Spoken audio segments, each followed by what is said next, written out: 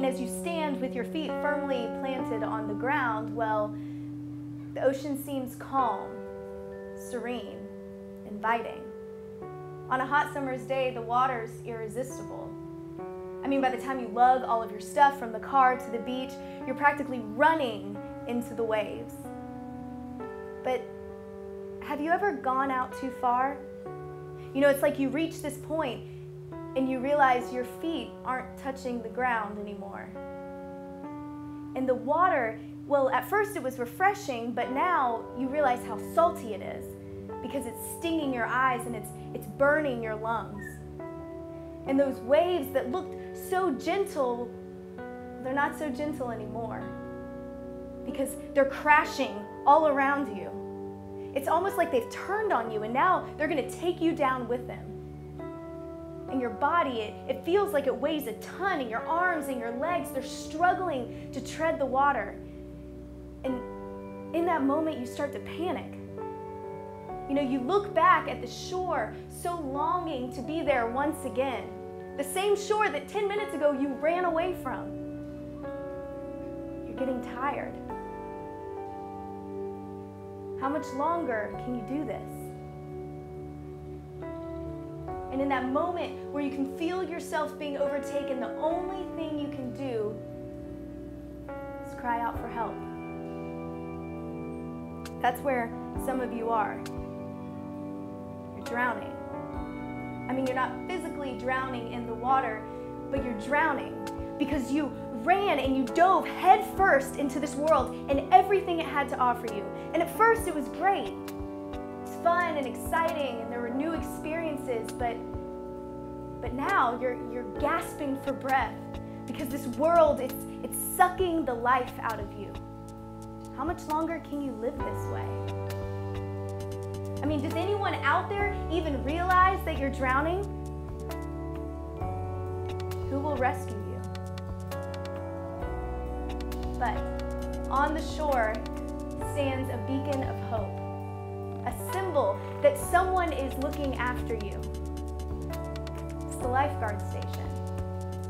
You know, when someone signs up to become a lifeguard, they have to train for months and months. They train physically and they learn medical procedures. They're taught how to read the ocean's tides and currents so they know when it's getting dangerous.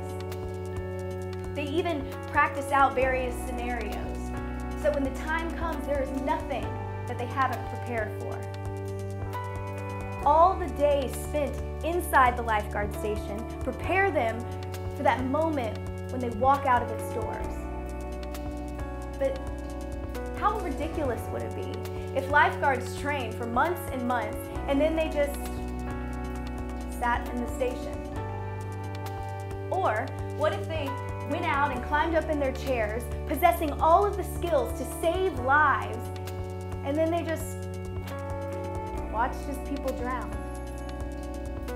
Sounds crazy, but it's happening in churches all across America. People go to church and they're trained. They listen to the sermons, they sing the songs, they memorize the scripture. They have the answer that will save lives, and then they just sit in church.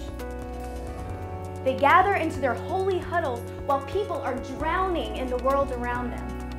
God chose you and He chose me to be a part of His life-saving mission. So, who have you rescued lately? You know, lifeguards say that you run a lot of risk when you go out to save someone who's drowning. But one of the biggest dangers is that in your attempt to go save someone's life, you may lose your own. The drowning person will sometimes cling to their rescuer and they end up taking them down with them. And it's tragic, but it's familiar. You know, I've seen these good, strong followers of Jesus Christ. They go out into the world and they have these intentions to bring their lost friends to Jesus. But they get out there and after a while, the waves overtake them too. I mean, the joint that they intended to take out of their friend's hands, well, it's now in theirs. You know, they haven't been to church in months. Their lives look exactly like their unbelieving friends. I mean, despite all of their really good intentions, the rescuer now needs to be rescued. So, if you claim to follow Jesus Christ, maybe it's time for you to leave the station. And if you feel like you're drowning, well, I have good news for you. A nail-pierced hand is reaching into the darkness of your world, and he wants to pull you out. Maybe it's time you stop fighting the waters and let him rescue you.